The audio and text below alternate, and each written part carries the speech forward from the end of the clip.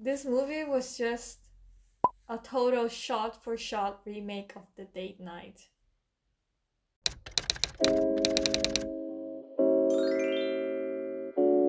Welcome back everyone, my name is Sumsum and I like to talk about movies. So I saw the Lovebirds over the weekend and it was a movie that I knew that was coming, but I think the theater release was cancelled because of the pandemic.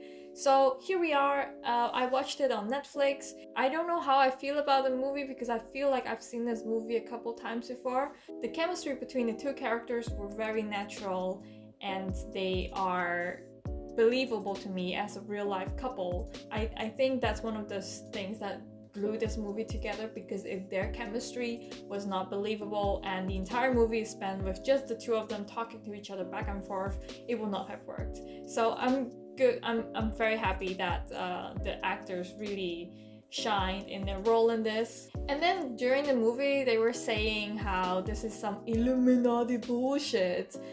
And I have to say, that's not some Illuminati bullshit, that's some Eyes Wide Shut bullshit. It was like inspiration of that movie. It's starring Tom Cruise, Kubrick's last film, and it's kind of like a dreamlike sequence, and he go into like this cult type of party, and then it's like an orgy going on, and it's kind of copy that as well, because the sequence of this movie is about this unhappy couple and they go through this issue, and then the characters decided at the end that, you know what, we belong to each other, we shouldn't go too far away from each other. So it is very similar to Eyes Wide Shut in that regard, and I think it's very heavily inspired by it.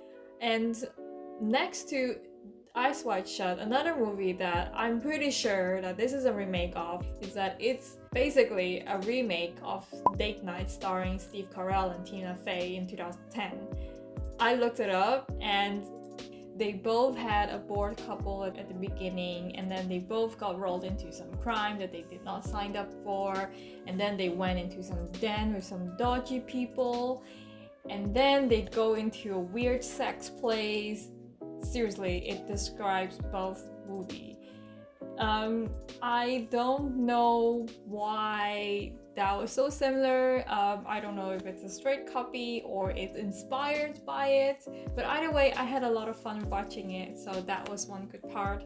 Also, there's like a lot of people walking outside. I'm a little bit embarrassed talking to camera like a crazy person. Last thing that I want to mention is that Issa Rae's makeup was on point. It was so gorgeous.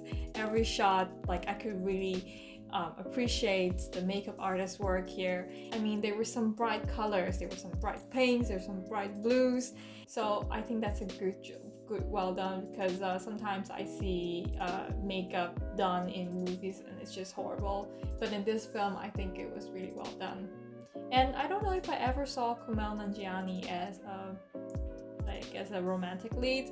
I guess he made some rom-coms before, but I only remember him from, I think, Silicon Valley. I like the career transitioning that he's making right now. Overly, I thought the film was a lot of fun, although it really bothered me that I find, midway in that this is basically a knockoff of Date Night and Eyes Wide Shut. And I thought because it was not really well done that I didn't think it was tasteful. But other than that, I think the actors totally sold the movie for me. I had fun watching it because they were having fun. I think as a movie you can watch casually, then this is a nice movie to watch because it's just pleasant to watch rom-com, and nowadays I don't really have the brain capacity anyway to watch anything more complicated than this.